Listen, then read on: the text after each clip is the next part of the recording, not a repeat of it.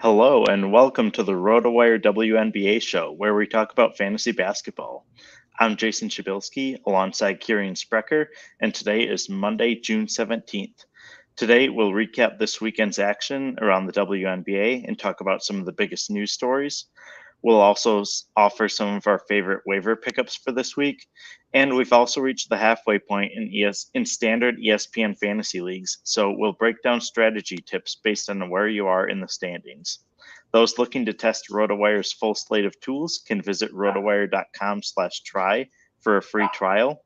And if you have questions during the show, you can ask them in the comments and we'll get them answered. If they're asked live, we'll talk about them on the show, but you can also ask them afterward and we'll get them answered in the comments. And don't forget to like and subscribe wherever you're watching. We've had yet another eventful weekend, both in game action and news from around the league. Let's start with the news side of things from just this morning, as Arike Ogunbowale will miss Monday's game against the Lynx due to an Achilles injury. We don't know much about the severity yet, but for now, I think it's best to just approach things one game at a time. We'll talk about Jacy Sheldon's recent surge in production later in the show, but I think she's firmly on the pickup radar now, and Sevgi Uzun could also see an increase in output in Ogunbowale's absence. Kirien, do you have a preference between Sheldon and Uzun, and is there anyone else that you're looking at? Well, I've been rolling with Uzun for a large part of this season. With all the injuries in Dallas, she's been a pretty solid streaming option where you can pick her up and drop her, and she'll still be available for the next game. But like you said, Sheldon has seen increased playing time in each of the last 3 games, and that's come at the detriment from Uzun, who's seen fewer minutes in each of the last 3 games. So with Ogunbowale's injury, I think I might have to roll with Sheldon. Even though Uzun has had that consistent production and has played, 30 plus minutes a handful of times already this season, I feel like Dallas is at the stage of the season right now where they're going to want to prioritize developmental minutes, and Sheldon being a rookie, Uzun's also a rookie, but she's a little bit older of a rookie. I think they're going to want to see what they can have out of Sheldon with a huge absence like Ogunbowale's. However, I think both of them are solid pickups. There's only one game going on today, right? So there's not going to be many players that you're going to be playing anyways. And I think both of these, I think Uzun and Sheldon could each see 30 plus minutes stay in the absence of Ogunbowale, and they're going to have to run the offense because they're the only 2 guards now. That like Segrist, it plays like a little bit of a guard, but mostly a forward, and is this floor spacer. So maybe not playing them in both of them in the same league, but if one is available in one league and one of them is available in another league, I don't see why you wouldn't want to have either of them rostered today, especially with only one game going on. And Ogunbowale's injury, it said Achilles, but they didn't really provide any extensive information about that. Obviously, Achilles, red alarms go off. All of a sudden, you're like, oh, here we go. Could be a long-term absence. It also could just be she has some soreness and she's just going to take a night off.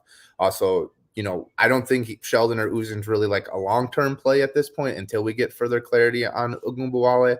But they're definitely short-term plays, and they should be in starting lineups today for sure. Yeah, when you see Achilles, it definitely creates that sense of panic a little bit.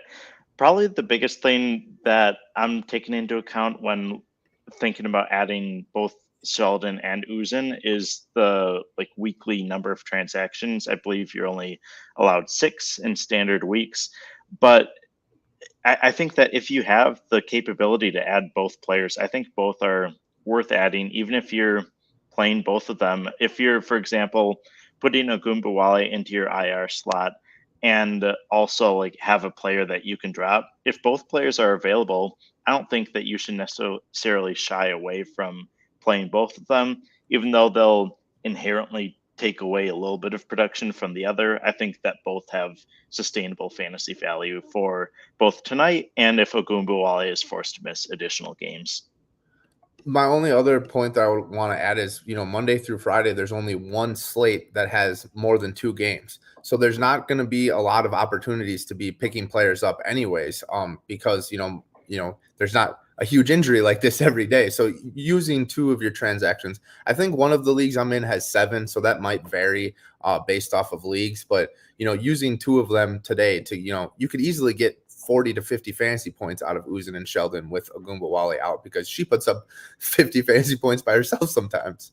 Yeah, I totally agree. I think that it'll be interesting to see what happens in Dallas, and definitely a lot of production to go around among the players who will be playing. So we also got news that Natasha Howard expects to return July 1st. Even though injury news can be hard to come by in the WNBA, this has now happened a few times in the season in which a team gives a specific return date for a date that's a few weeks out. But this is certainly encouraging for fantasy managers. Kirien, how do you think the Wings will be impacted upon her return? Yeah, totally agree. Whenever you get a specific date like that, that is a really good sign that like she's probably could play like today if she wanted to, but they're going to give her a couple of weeks to like warm, like practice and get her conditioning back so that she's 100% ready to go and can play a full workload. As for how the Wings are going to look, I think, you got to look at Maddie Siegrist, McCowan, Monique Billings. They've all been playing well, so there isn't really a clear answer to which one of those three is going to lose minutes. I would assume that Kalani Brown and Stephanie Suarez are just going to be removed from the rotation, and their like 20 to 25 minutes will just go right to Howard at first. Like I said, like Howard will probably be ready to play a full workload, but maybe the first game back, she might be limited to 25 minutes or so. But Howard averaged 33 minutes last season. She played 36 minutes in the season opener. So at some point, Siegrist, McCowan, and Billings will be in danger of losing, a handful of minutes as well. I would assume that like each of them would just lose a couple of that minutes, and not like, Siegrist all of a sudden goes from playing 35 minutes to 25 minutes or something like that. And Monique got added after the regular season started, but she's been fantastic. So I don't see how they can like really steal minutes away from her. And McCowan is a veteran that's been playing forever.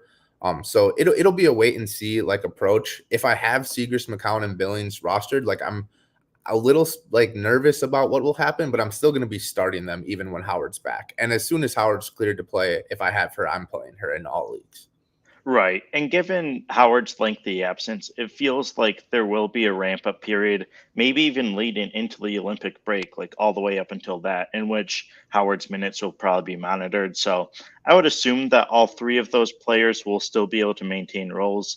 Tierra McCowan is definitely the player that I prefer out of those three, and then probably followed by Billings and Siegrist. But I think that all three will still have some value. Meanwhile, in New York, Courtney Vandersloot also continues to tend to a personal matter and has missed the last 4 games.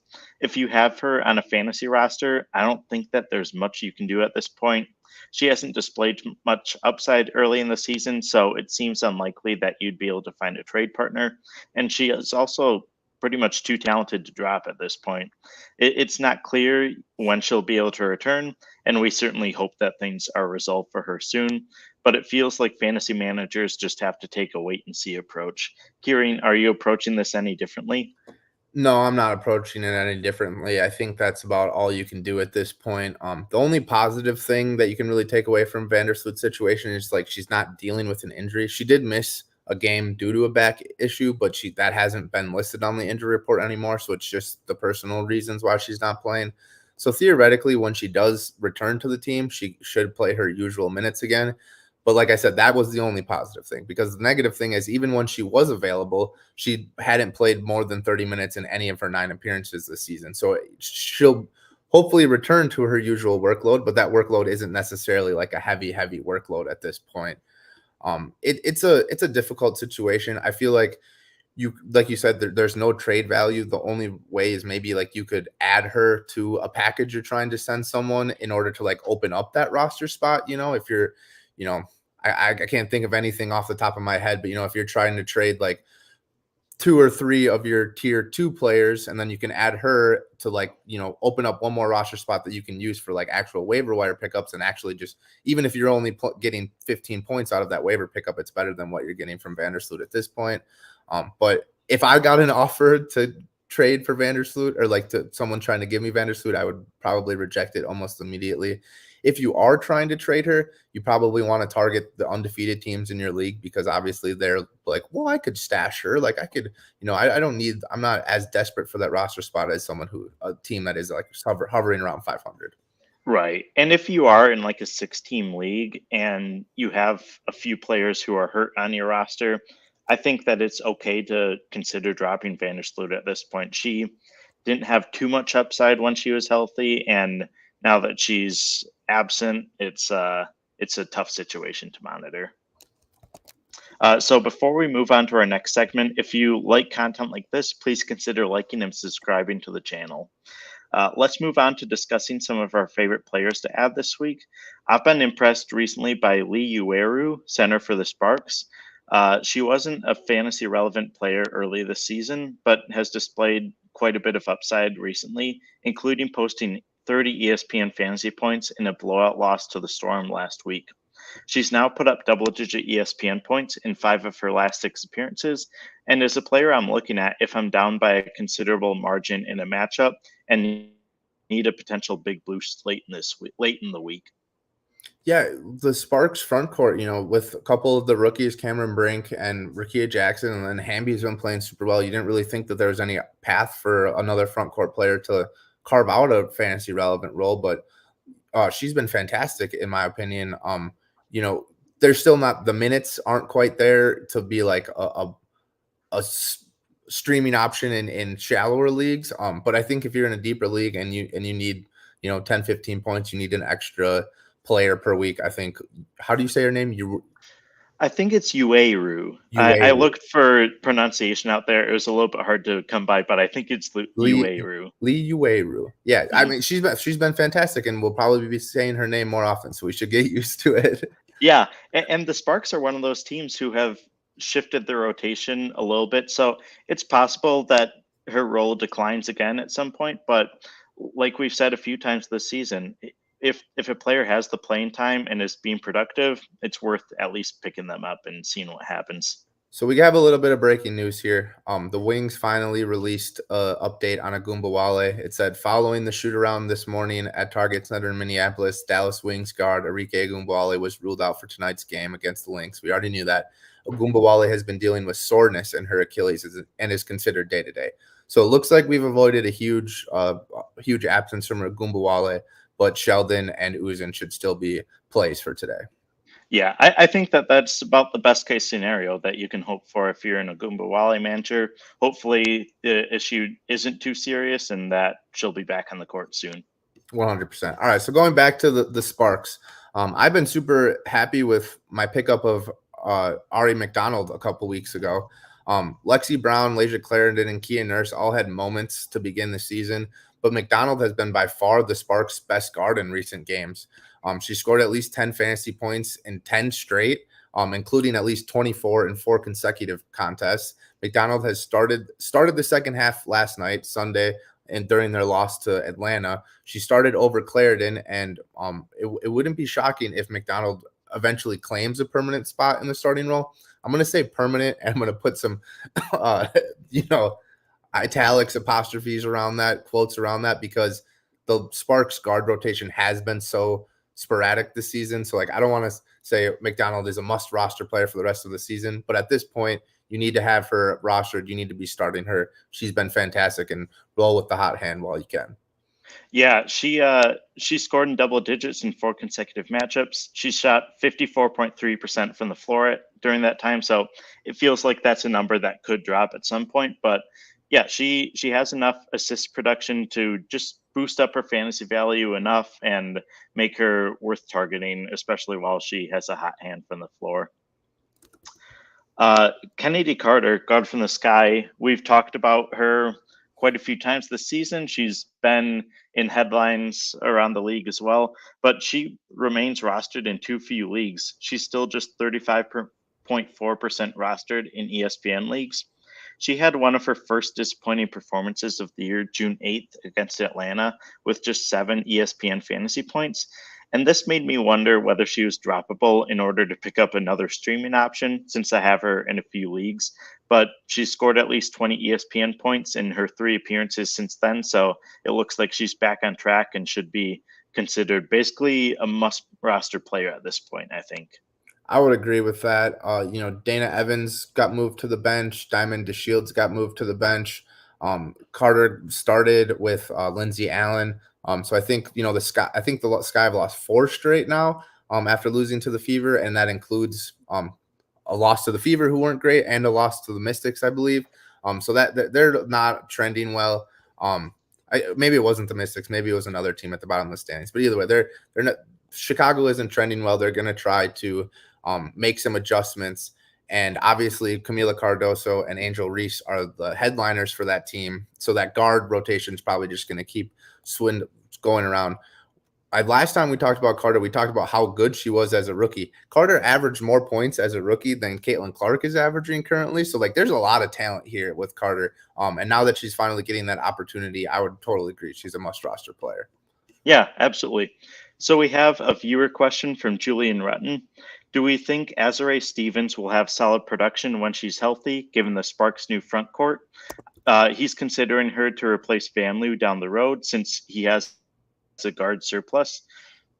It makes sense. I think that Azura Stevens will have a role. I think the biggest question mark is when she actually is able to return, and she'll probably have a minutes restriction when she is available. So I think she might be a player that we have to wait until after the Olympic break to really see in action.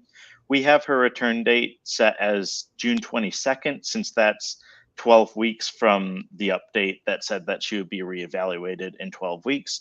But sometimes that date can fluctuate slightly, and sometimes the reevaluation simply provides another update. At this point, especially with Brittany Sykes out indefinitely again, I probably would keep Vanloo over Stevens at this point. But if you have a free roster spot, I think that it's a savvy move to target Stevens. Yeah, I think Julian told us that he was doing pretty well in his leagues last week. So I like this move as like a playoff move looking ahead to the future.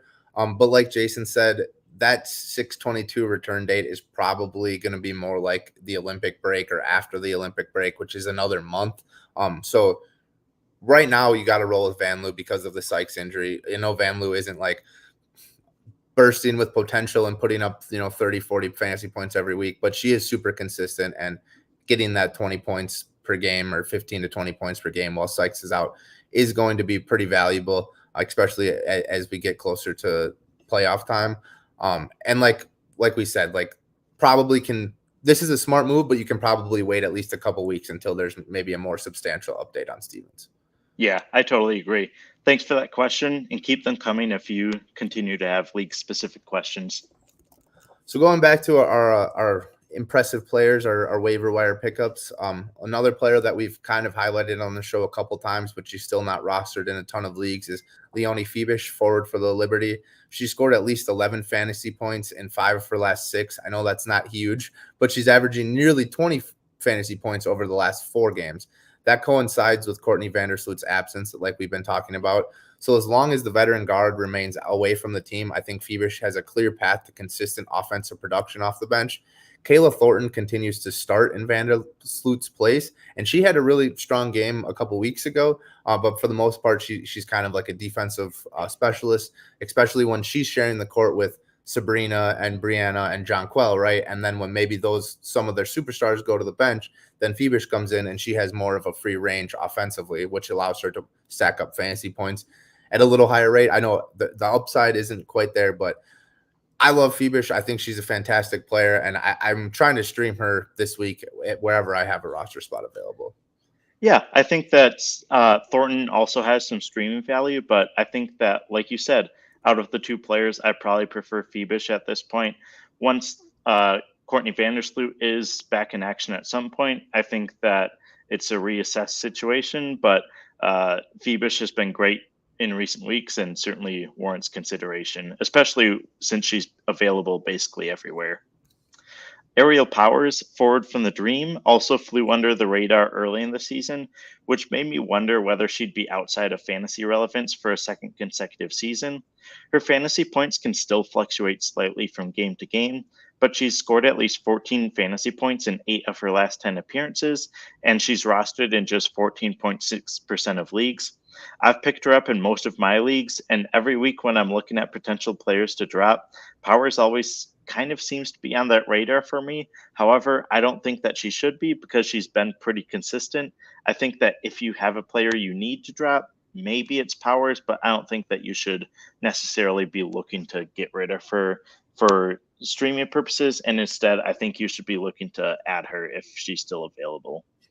Yeah, you look at Cheyenne Parker Tyus right now, and she dealt with foul trouble a bunch early in the season. She's still kind of dealing with foul trouble. She played a season low 15 minutes during the last game. She hasn't started each of the last 2 games. So I think as Parker Tyus's role decreases, Powers, her roster ability becomes even easier because there is just an opening in Atlanta's front court. But yeah, I think it depends on how big your league is, right? Like if you want to stream that spot or if you want to just keep rolling with Powers. If you're in a really deep league, I see no reason to drop Powers. There probably isn't anyone available that you can stream. You're just kind of like hoping that there's a big injury and you can pick someone up at that point. But Powers is consistent, and I'm happy with rolling with her at this point. Another player that is had a slow start and is finally starting to like carve out a bigger role is Jordan Horston, guard for the Storm. She played really well off the bench during Sunday's loss to Phoenix. She posted 12 points, 4 boards, 1 assist, and where she really made her hay was defensively with 5 steals and 2 blocks and road to a season-high 32 ESPN fantasy points. She scored at least 13 fantasy points in 5 of her last 6, including 22 and 32-point efforts. Mercedes Russell did miss Sunday's game due to an illness, which was probably the reason why Horston exceeded 30 minutes for just the second time this season. But Horston, solid play has been going on for a few weeks. And like we always say, she has the talent. Now she's getting the opportunity and seems like the perfect mesh at this point. Yeah, and overall, her stat lines don't always look the flashiest. She scored in double figures in just 3 games this year, which is usually the first number in a stat line. So when you see a low number there, it can lead to some uncertainty. But she's produced enough in other areas to make her worthy of fantasy consideration at this point, and she's been pretty consistent as far as you can go for a player who didn't garner many headlines coming into the season for the Storm because of all their additions, but she's still around and she's still worth considering. Yeah, she doesn't score a bunch, but her defense production is really good, and she gets a lot of rebounds. You could also really want more assists from her, but like that well-rounded skill set, as long as she's getting minutes, she should be able to provide consistent production. Yeah, absolutely. And a player who was on our preseason radar before a disappointing start to the year is Jacy Sheldon, guard from the Wings. We talked about her a little bit earlier today because of the breaking Ogunbowale news, but even before this, she was considered a waiver pickup for me. She was productive during her college years at Ohio State, but she's had somewhat minimal production to begin her professional career. However, she's averaged 19.3 minutes per game over her last 3 appearances and has scored double-digit fantasy points in 2 of those outings. I don't think that I'm ready to anoint her as a season-long value at this point, but she's rostered in just 8.5% of leagues and has shown that she has the talent to be a solid fantasy option if she can maintain enough minutes. Yeah, I was really excited about Sheldon, especially after the first wave of injuries in Dallas. Big time shooter, good passer, can put up good offensive stats. Obviously the Ogunbowale news even bumps her up a little bit more. You should pick her up and play her today, and then kind of see where Ogunbowale is at later in the week. And can probably stream that spot, but I think there's a lot of potential in Sheldon, and as the Wings fall further and further down the standings, she should get more consistent playing time. Yeah, another player that go ahead. Sorry, another player that we've been talking about a little bit on the show already is Julie Vanloo, guard for the Mystics. She continues to step up in Brittany Sykes' absence. Sykes is expected to miss at least a few more weeks after suffering another injury during her return from her previous injury, which she missed 10 games for. Vandersloot has averaged 9 points, 5.5 assists, 2 rebounds, and half a steal when she plays at least 20 minutes this season, which is all but 1 game. And that 1 game was the only game that Sykes played a full game. So as long as Sykes is out, Vanloo should be playing at least 20 minutes and should be able to put up solid offensive production. Vanloo probably was dropped in some leagues when Sykes was making her return. So if she's available, you should snatch her up. She's going to be a reliable option for at least a few more weeks. I wouldn't even really call her a streamer. I would say that as long as Sykes is out, you should roster her and just take the 18 to 20 points that you can get from her. Yeah, I think that she's basically in must roster territory at this point, outside of maybe the most shallow leagues. But we had been fading her a little bit ahead of the Sykes return, but now that Sykes is out, and definitely put Vanloo back on those rosters and put her back on your radar. So to close out the show, it seems crazy to say, but we're at the halfway point of the ESPN Fantasy regular season. 5 games have been completed in standard leagues that drafted on time, and 5 remain. Let's break down some of the strategies based on where you may be in your standings. So if you're undefeated at this point, congratulations. You're likely going to the playoffs and have done well up to this point.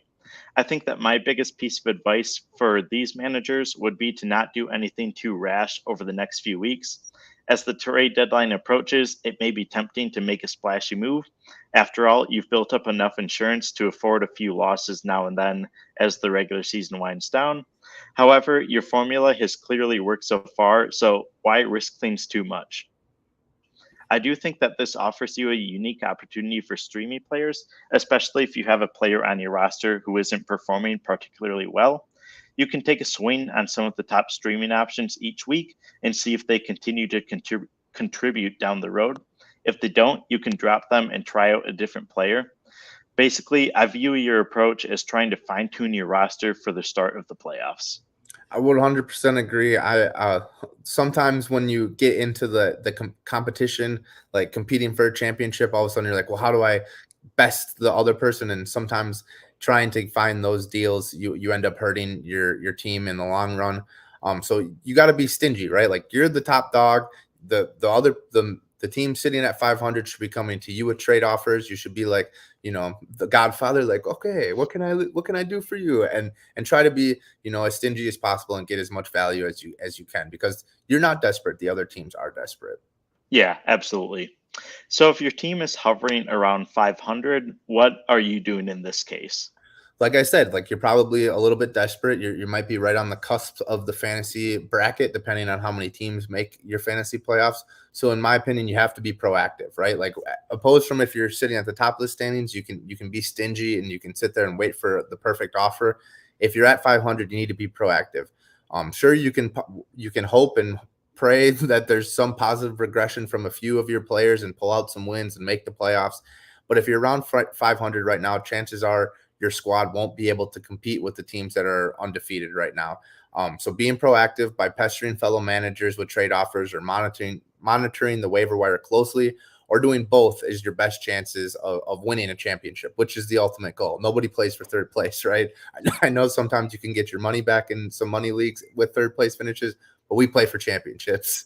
The best way to take advantage of both options, trading and waiver wires, is by pairing a couple of your top players, right? So, maybe you don't trade your first round pick, but you have your second, your third, and your fourth round pick, and you pair all of those and you try to trade for someone superstar. This will give you 2 superstars and a higher ceiling, and it'll also open up a bunch of roster spots for you to stream in some of those. So being proactive, you can, manipulate your roster in a way that can give you better value over the final weeks of the season. Yeah, I think that so often I'll see, just in all fantasy sports, teams are trying to just compete for the playoffs, and then they think that, if I can make it to the playoffs, then my team will magically start to contribute. I'll catch a few miracles. Sometimes that happens. That's why we play fantasy sports. But I think especially in WNBA fantasy leagues, it can be a little bit less common. There tends to be more consistency among the top players and some inconsistency among the bottom players. So I think that if you can get that established superstar for some of your top players that maybe you drafted in rounds 3 through 6 or so, I think that could really be worthwhile for you to do.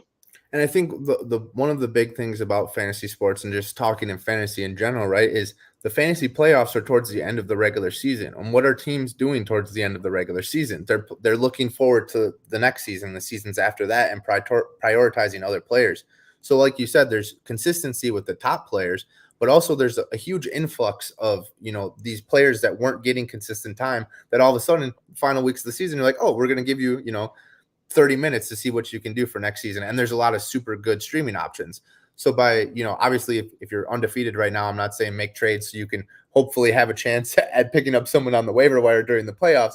But if you're one of those 500 teams, and you are already needing to be proactive, you can kind of like bank on there being that maybe a surplus of, waiver wire pickups later in the season and try to trade for some of that top value and forget about the middle stuff. And hopefully you hit some home runs with the bottom. Yeah. And I think especially if you're looking like you're probably going to make the playoffs, it's worth looking at the teams that players are on. So for example, the Sun are one of the better teams early in the season. They're probably going to make the real life playoffs, and they have a lot of veteran players who they might want to give some extra rest to down the stretch and prep them for the playoffs. So if you have a player like Alyssa Thomas or Dewana Bonner, I'm not necessarily saying that, oh, you must go trade them at this point. But if you have an intriguing trade offer from somebody for one of those players, it may be worth considering your options and looking at, do we think that this player is going to play during that final week or two of the season, which is when things really start to count for fantasy leagues. So if your team has struggled to pick up many wins to begin the season, I think it's time to try and string together production however you can get it.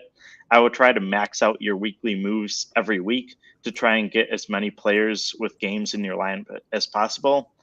For me personally, I like to wait until the second half of the week to do this so that you can hopefully catch your opponent by surprise. But if there are big early week slates, I'm not opposed to making moves whenever you can. So basically, if your opponent sees you making a lot of moves early in the week, they're probably more inclined to do so later in the week, try and catch up that production. But if you wait a few days, kind of play it quiet, still set your lineup and everything, but then start to hit them with some waiver moves at the end of the week, I think that can catch them by surprise. And a lot of times they may just be out of good options. So that might be your best bet. If you have an elite player, it's probably worth seeing if another manager is willing to give up 2 or 3 players to acquire them. We've talked about how undefeated teams shouldn't do anything too rash, but if you're on the outside looking in, I think it's worth seeking out managers who may feel a little bit too comfortable and using this against them. I think probably one of the only players I deem untouchable in trade talks like this would be A'ja Wilson.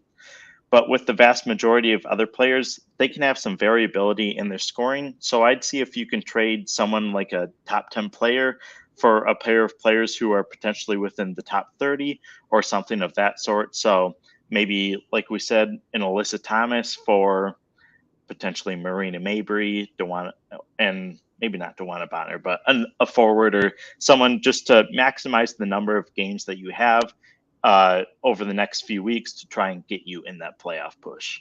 Yeah, maximizing the amount of players that play each week is the key if you are struggling and need to, steal some wins. I really like your idea of waiting to use your waiver pickups later in the week. I always love the good, Friday, Saturday waiver pickup where you stream like 4 players in so you get like a full slate of things. Because sometimes, your opponent may not be, has a hefty lead. They're checking their lineups while they're at work on Tuesday and Wednesday. Like, oh yeah, I'm going to win this week. And then going into the weekend, they kind of forget about it because they're like, oh, I'm up big. I'm going to win. And then you just hit them with a big, 250-point round on Friday. And then all of a sudden Saturday, they're like, I'm down now. I'm scrambling. And there's no good waiver pickup. So, that's happened a few times. It's also happened the opposite way to me a few times. But waiting to make those hide in the weeds and strike like a snake. I like that move. Yeah, definitely an intriguing part of playing in daily fantasy leagues as well. Daily roster moves. But that does it for our Monday show. We'll be back Friday at 1 p.m. Central. Be sure to join us then, and thanks for watching.